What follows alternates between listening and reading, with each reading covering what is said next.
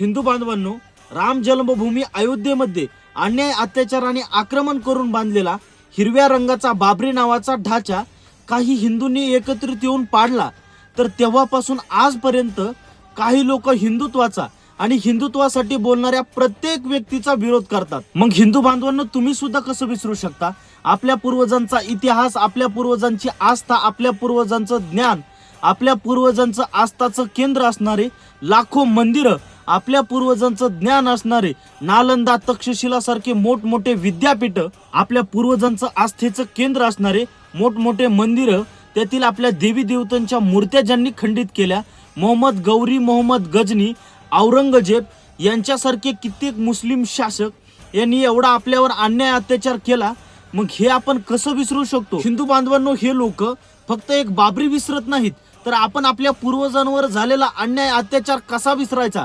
त्यामुळे इथून पुढे ज्या ज्या वेळेस आपल्या हिंदुत्वावर, आपल्या देवी देवतेंचा ज्या ज्या ठिकाणी अपमान केला जाईल, त्यावर आपण प्रत्येक व्यक्तीनं त्याचा विरोध केला पाहिजे आणि त्यासाठी आवाज उठवला पाहिजे। जय श्रीराम, जय गोमाता, जय हिंदू राष्ट्र।